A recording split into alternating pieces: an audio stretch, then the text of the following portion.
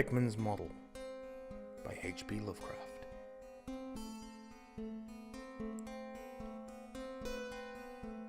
You needn't think I'm crazy, Elliot.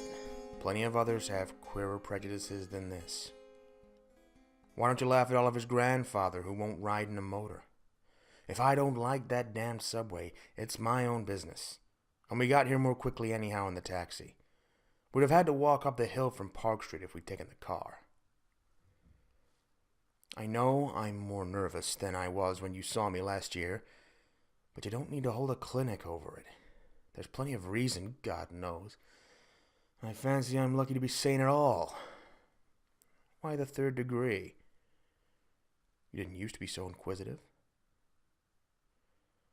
Well, if you must hear it, I don't know why you shouldn't. Maybe you ought to, anyhow, for you kept writing me like a grieved parent when you heard I'd begun to cut the art club and keep away from Pickman. Now that he's disappeared, I go around to the club once in a while, but my nerves aren't what they were. No. I don't know what's become of Pickman, and I don't like to guess. You might have surmised I had some inside information when I dropped him, and that's why I don't want to think where he's gone. Let the police find what they can. It won't be much, judging from the fact that they don't know yet of the old North End place he hired under the name of Peters. I'm not sure that I could find it again myself. Not that I'd ever try, even in broad daylight. Yes, I do know, or I'm afraid I know, why he maintained it. I'm coming to that. And I think you'll understand before I'm through why I don't tell the police. They would ask me to guide them, but I couldn't go back there even if I knew the way. There was something there, and now I can't use the subway, and you may as well have your laugh at this too, go down into cellars anymore. I should think you'd have known I didn't drop Pickman for the same silly reasons that fussy old women like Dr. Reed or Joe Minnow or Bosworth did. Morbid art doesn't shock me, and when a man has the genius Pickman had, I felt it an honor to know him, no matter what direction his work takes. Boston never had a greater painter than Richard Upton Pickman. I said it at first, and I say it still, and I never swerved an inch either when he showed that ghoul feeding. That, you remember, was when Minnow cut him. You know, it takes profound art and profound insight into nature to turn out stuff like Pickman's. Any magazine cover hack can splash paint around wildly and call it a nightmare or a witch's sabbath or a portrait of the devil. But only a great painter can make such a thing really scare or ring true. That's because only a real artist knows the actual anatomy of the terrible or the physiology of fear, the exact sort of lines and proportions that connect up with latent instincts or hereditary memories of fright, and the proper color contrast and lighting effects to stir the dormant sense of strangeness. I don't have to tell you why a Fuseli really brings a shiver, while a cheap ghost story frontispiece merely makes us laugh. There's something those fellows catch, beyond life. They're able to make us catch for a second. Doré had it, Syme has it, and Garola of Chicago has it. And Pickman had it as no man ever had it before, or, I hope to heaven, ever will again. Don't ask me what it is they see. You know, in ordinary art, there's all the difference in the world between the vital, breathing things drawn from nature or models and the artificial truck that commercial small fry reel off in a bare studio by rule. Well, I should say that the really weird artist has a kind of vision which makes models or summons up what amounts to be actual scenes from the spectral world he lives in. Anyhow, he manages to turn out results that differ from the pretender's mince-pie dreams in just about the same way that life painter's results differ from the concoctions of a correspondence school cartoonist. If I had ever seen what Pickman saw. But no. Here, let's have a drink before we get any deeper. God, I wouldn't be alive if I'd ever seen what that man, if he was a man, saw. You recall that Pickman's forte was faces. I don't believe anybody since Goya could put so much of sheer hell into a set of features or a twist of expression. And before Goya, you have to go back to the medieval chaps who did the gargoyles and chimeras on Notre Dame and Mont Saint-Michel. They believed all sorts of things, and maybe they saw all sorts of things too, for the Middle Ages had some curious phases. I remember you were asking Pickman yourself once, the year before you went away, wherever in thunder he got such ideas and visions. Wasn't that a nasty laugh he gave you? It was partly because of that laugh that Reed dropped him. Reed, you know, had just taken up comparative pathology and was full of pompous inside stuff about the biological or evolutionary significance of this or that mental or physical symptom. He said Pickman repelled him more and more every day and almost frightened him toward the last. That the fellow's features and expression were slowly developing in a way he didn't like, in a way that wasn't human. He had a lot of talk about diet and said Pickman must be abnormal and eccentric to the last degree. I suppose you told Reed, if you and he had any correspondence over it, that he let Pickman's paintings get on his nerves or harrow up his imagination. I know I told him that myself. Then. But keep in mind that I didn't drop Pickman for anything like this. On the contrary, my admiration for him kept growing, for that ghoul feeding was a tremendous achievement. As you know, the club wouldn't exhibit it, and the Museum of Fine Arts wouldn't accept it as a gift, and I can add that nobody would buy it, so Pickman had it right in his house till he went. Now his father has it in Salem. You know Pickman comes of old Salem stock, and had a witch ancestor hanged in 1692.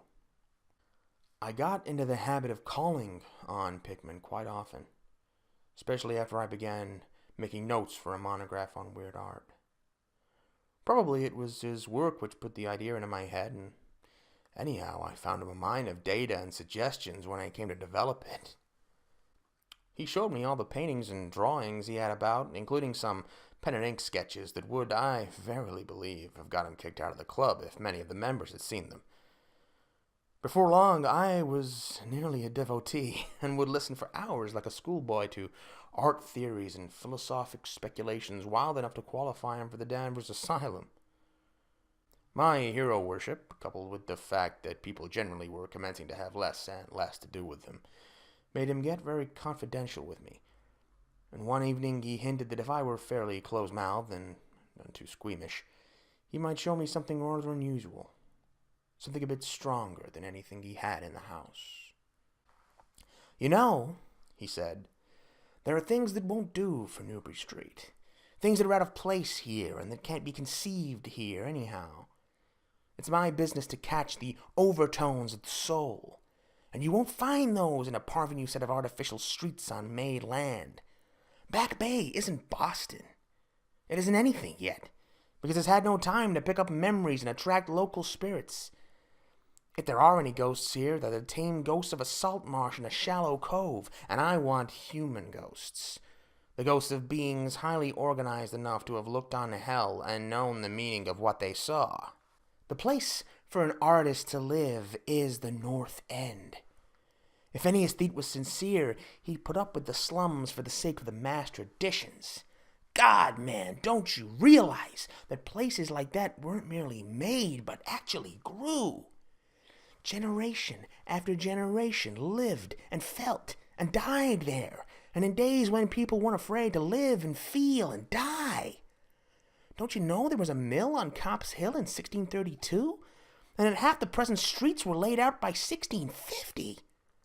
I can show you houses that have stood 2 centuries and a half and more. Houses that have witnessed what would make a modern house crumble into powder. What do moderns know of life and the forces behind it? You call the Salem witchcraft a delusion, but I'll wage my 4 times great-grandmother could have told you things. They hanged her on Gallows Hill, with Cotton Mather looking sanctimoniously on. Mather, damn him, was afraid somebody might succeed in kicking free of this accursed cage of monotony. I wish someone had laid a spell on him or sucked his blood in the night. I can show you a house he lived in, and I can show you another one he was afraid to enter in spite of all his fine, bold talk. He knew things he didn't dare put into that stupid Magnalia or that puerile wonders of the invisible world. Look here. Do you know the whole North End once had a set of tunnels that kept certain people in touch with each other's houses, and the burying ground, and the sea? Let them prosecute and persecute above ground. Things went on every day that they couldn't reach, and voices laughed at night that they couldn't place. Why, man, out of 10 surviving houses built before 1700 and not moved since, I'll wager that in 8 I can show you something queer in the cellar. There's hardly a month that you don't read of workmen finding bricked-up arches and walls leading nowhere in this or that old place as it comes down. You could see one near Henchman Street from the elevated last year. There were witches and what their spells summoned, pirates and what they brought in from the sea, smugglers, privateers, and I tell you, people knew how to live and how to enlarge the bounds of life in the old times. This wasn't the only world a bold and wise man could know. And to think of today in contrast, with such pale pink brains that even a club of supposed artists get shudders and convulsions if a picture goes beyond the feelings of a Beacon Street tea table.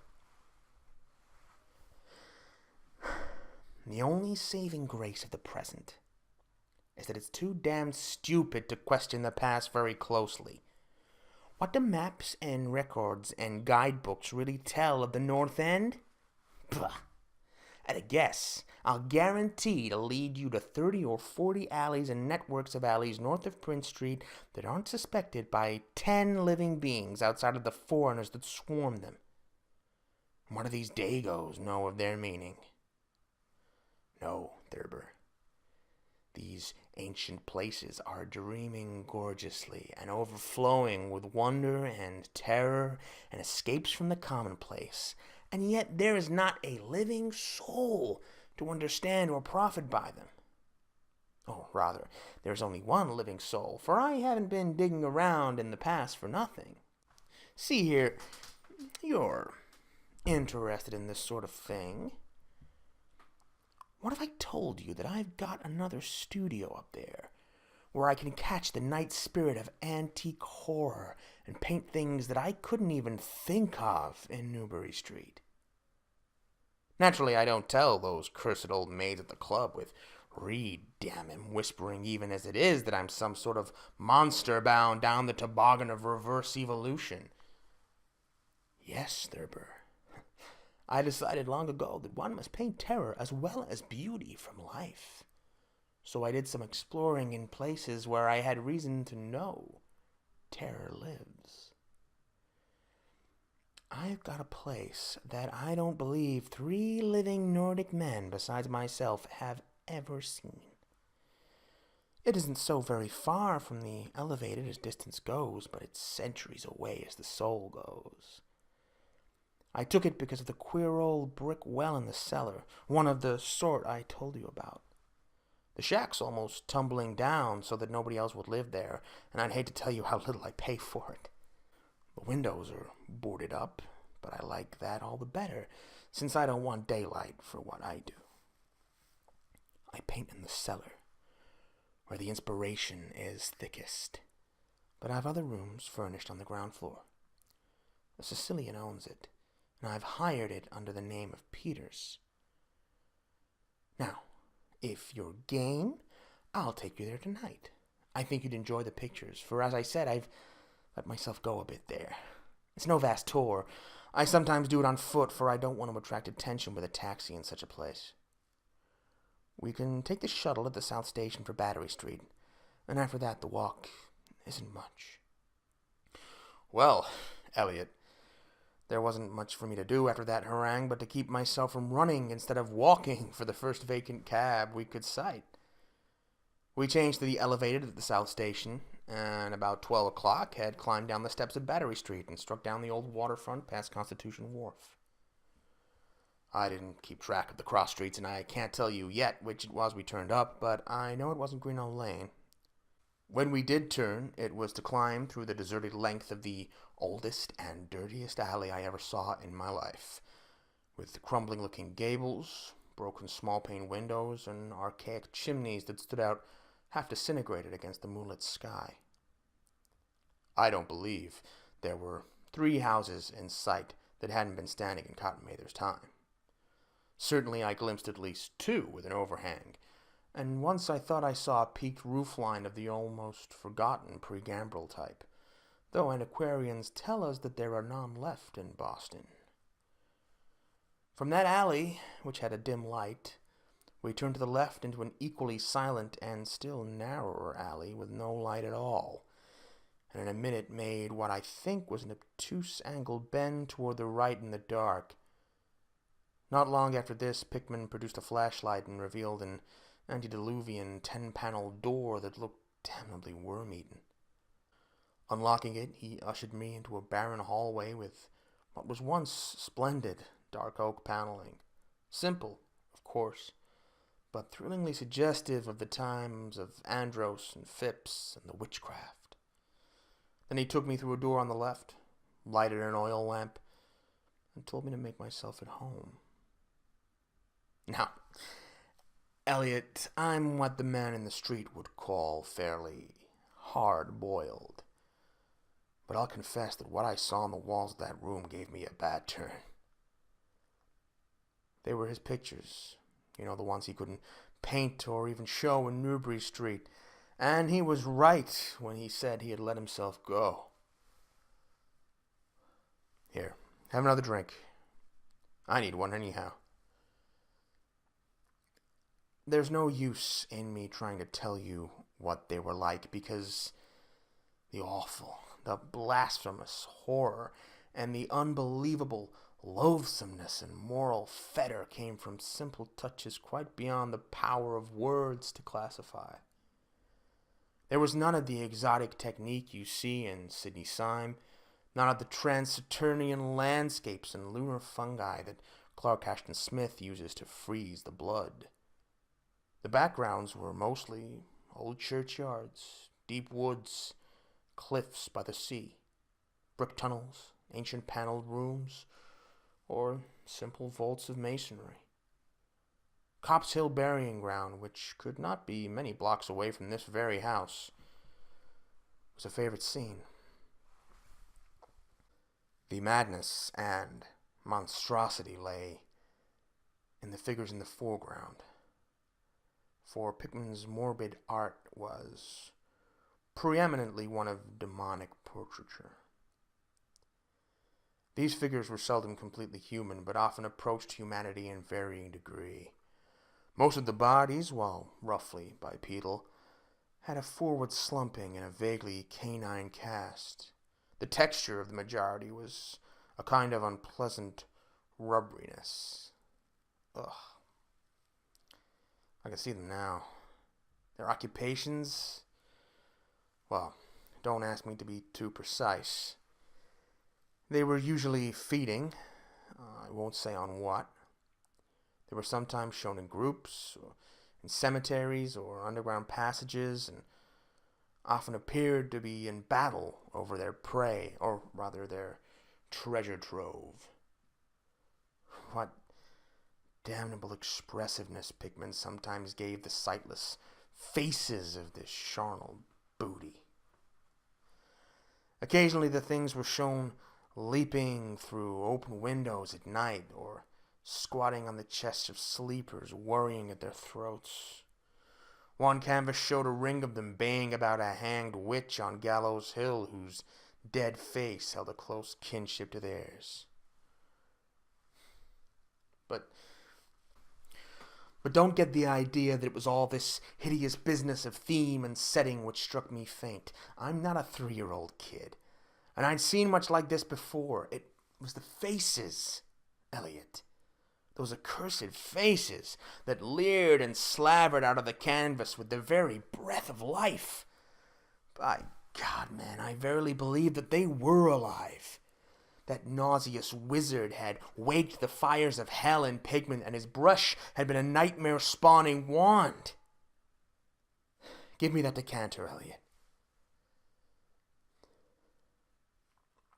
There was one thing called the lesson. Heaven pity me that I ever saw it. Listen, can you fancy a squatting circle of nameless dog-like things in a churchyard, teaching a small child how to feed like themselves? The price of a changeling, I suppose. You know the old myth about how the weird people leave their spawn in cradles in exchange for the human babies they steal. Pickman was showing what happens to those stolen babes, how they grow up. And then I began to see a hideous relationship in the faces of the human and non-human figures. He was, in all his gradations of morbidity between the frankly non-human and the degradedly human, establishing a sardonic linkage and evolution. The dog things were developed from mortals. And no sooner had I wondered what he made of their own young as left with mankind in the form of changelings, than my eye caught a picture embodying that very thought.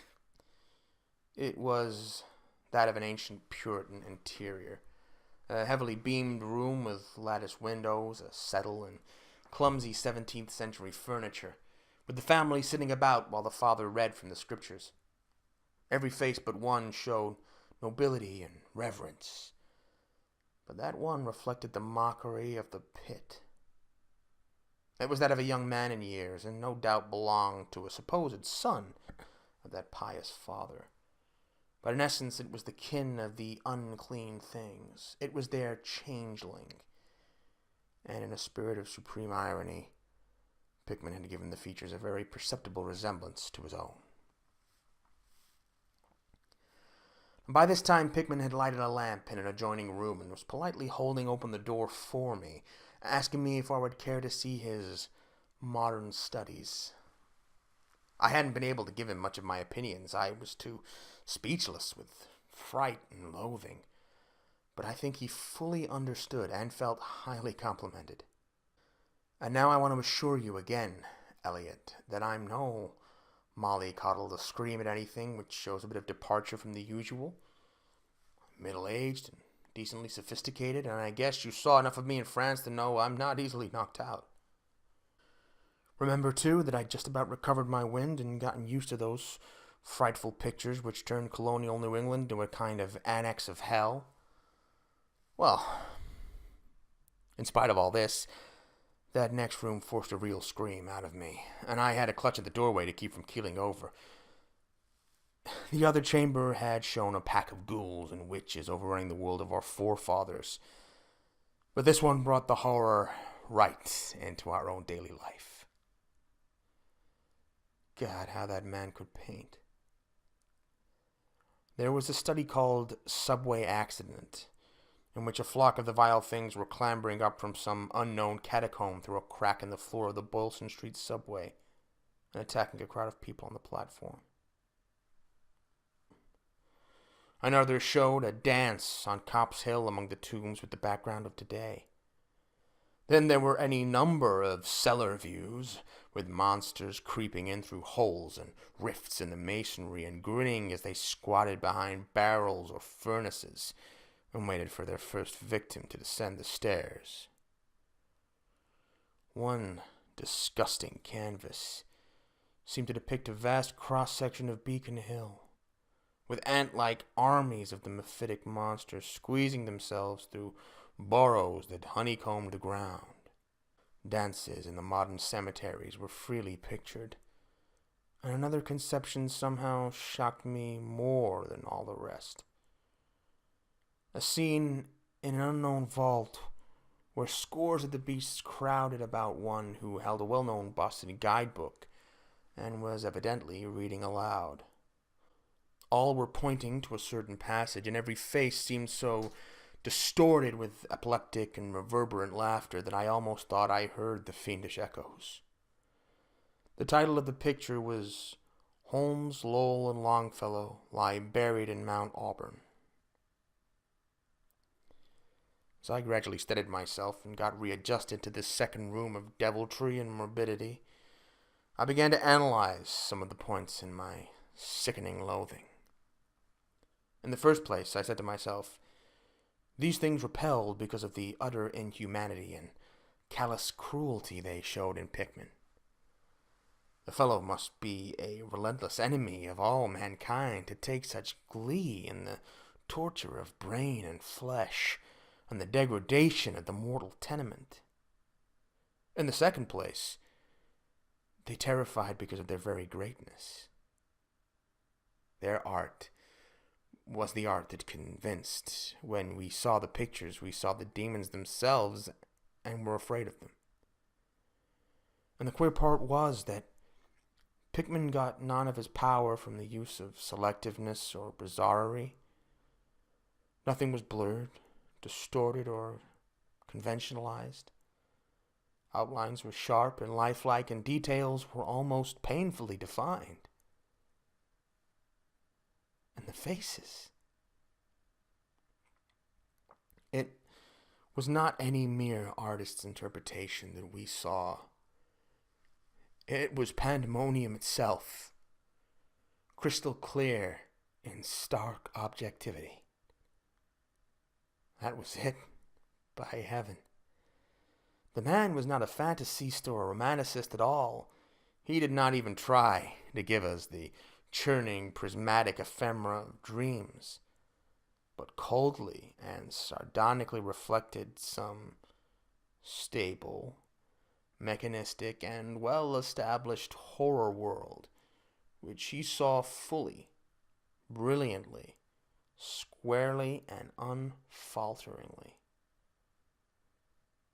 God knows what that world can have been, or where he ever glimpsed the blasphemous shapes that loped and trotted and crawled through it. But whatever the baffling source of his images, one thing was plain. Pickman was, in every sense, in conception and in execution, a thorough, painstaking, and almost scientific realist. My host was now leading the way down cellar to his actual studio, and I braced myself for some hellish effects among the unfinished canvases. As we reached the bottom of the damp stairs, he turned his flashlight to a corner of the large open space at hand, revealing the circular brick curb of what was evidently a great well in the earthen floor. We walked nearer, and I saw that it must be 5 feet across, with walls a good foot thick and some 6 inches above the ground level. Solid work of the 17th century, or I was much mistaken. That, Pickman said, was the kind of thing he had been talking about. An aperture of the network of tunnels that used to undermine the hill. I noticed idly that it did not seem to be bricked up, and that a heavy disc of wood formed the apparent cover. Thinking of the things this well must have been connected with if Pickman's wild hints had not been mere rhetoric, I shivered slightly, then turned to follow him up a step and through a narrow door into a room of fair size, provided with a wooden floor and furnished as a studio. An acetylene gas outfit gave the light necessary for work. The unfinished pictures on easels or propped against the walls were as ghastly as the finished ones upstairs, and showed the painstaking methods of the artist. Scenes were blocked out with extreme care, and penciled guidelines told of the minute exactitude which Pickman used in getting the right perspective and proportions. The man was great. I say it even now, knowing as much as I do. A large camera on a table excited my notice, and Pickman told me that he used it in taking scenes for backgrounds, so that he might paint them from photographs in the studio instead of carting his outfit around the town for this or that view. He thought a photograph quite as good as an actual scene or model for sustained work, and declared he employed them regularly. There was something very disturbing about the nauseous sketches and half-finished monstrosities that leered around from every side of the room, and when Pickman suddenly unveiled a huge canvas on the side away from the light, I could not for my life keep back a loud scream, the second I had emitted that night. It echoed and echoed through the dim vaultings of that ancient and nitrous cellar, and I had to choke back a flood of reaction that threatened to burst out as hysterical laughter. Merciful Creator, Elliot, but I don't know how much was real and how much was feverish fancy. It doesn't seem to me that Earth can hold a dream like that. It was a colossal and nameless blasphemy with glaring red eyes, and it held in bony claws a thing that had been a man, gnawing at the head as a child nibbles at a stick of candy. Its position was a kind of crouch, and as one looked, one felt that at any moment it might drop its present prey and seek a juicier morsel. But damn it all, it wasn't even the fiendish subject that made it such an immortal fountainhead of all panic. Not that, nor the dog face with its pointed ears, bloodshot eyes, flat nose, and drooling lips. It wasn't the scaly claws, nor the mold-caked body, nor the half-hooved feet. None of these, though any one of them might well have driven an excitable man to madness. It was the technique, Elliot. The cursed, the impious, the unnatural technique. As I am a living being, I never elsewhere saw the actual breath of life so fused into a canvas. The monster was there. It glared and gnawed and gnawed and glared, and I knew that only a suspension of nature's laws could have ever let a man paint a thing like that without a model, without some glimpse of the nether world which no mortal unsouled to the fiend has ever had. Pinned with a thumbtack to a vacant part of the canvas was a piece of paper now badly curled up. Probably, I thought, a photograph from which Pickman meant to paint a background as hideous as the nightmare it was to enhance. I reached out to uncurl and look at it, when suddenly I saw Pickman start as if shot. He had been listening with peculiar intensity ever since my shocked scream had waked unaccustomed echoes in the dark cellar, and now he seemed struck with a fright which, though not comparable to my own, had in it more of the physical than of the spiritual. He drew a revolver and motioned me to silence, then stepped out in the main cellar and closed the door behind him. I think I was paralyzed for an instant. Imitating Pickman's listening, I fancied I heard a faint scurrying around somewhere and a series of squeals or bleats in a direction I couldn't determine. I thought of huge rats and shuddered.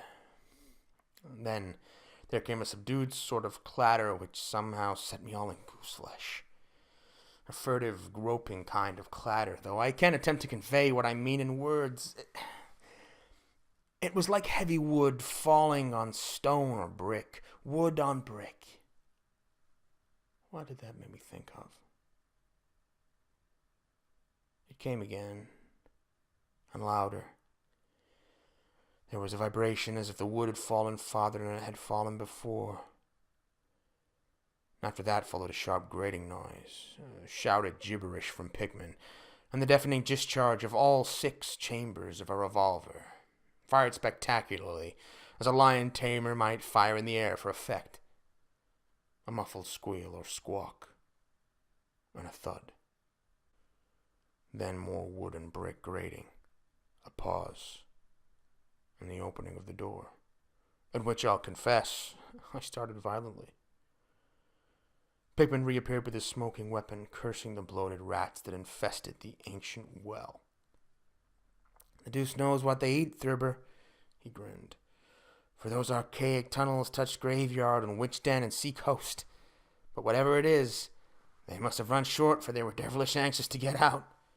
Your yelling stirred them up, I fancy. Better be cautious in these old places.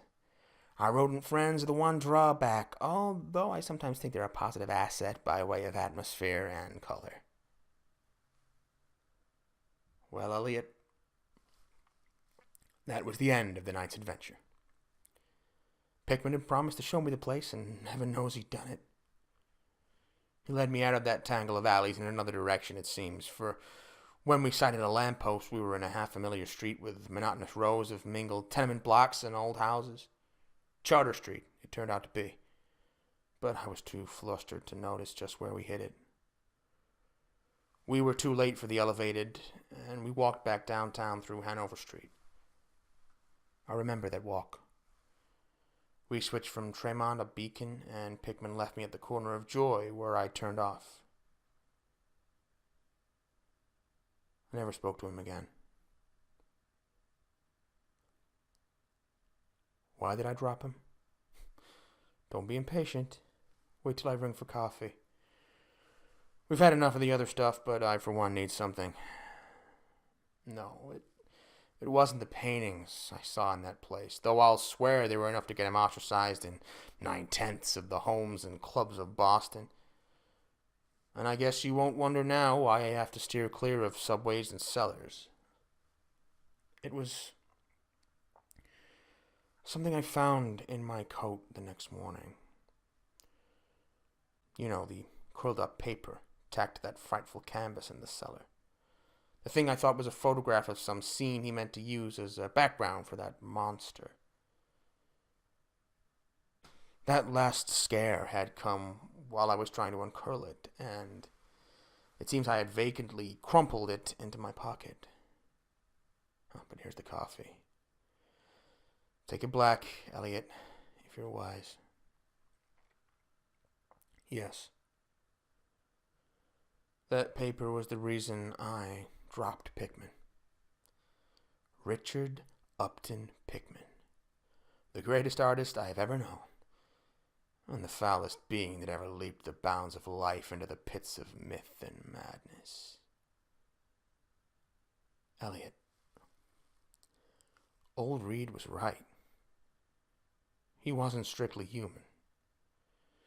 Either he was born in strange shadow, or he found a way to unlock the forbidden gate. It's all the same now. For he's gone, back into the fabulous darkness he loved to haunt.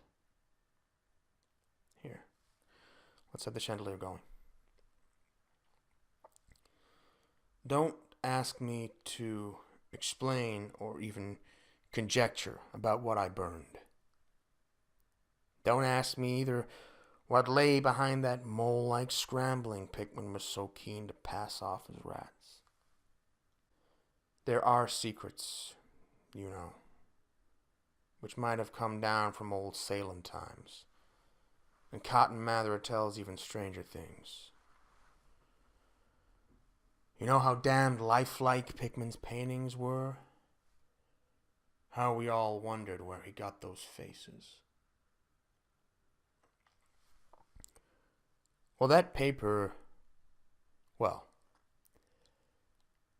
wasn't a photograph of any background, after all. What it showed was simply the monstrous being he was painting on that awful canvas. It was the model he was using, and its background was merely the wall of the cellar studio, in minute detail. But by God, Elliot, it was a photograph from life.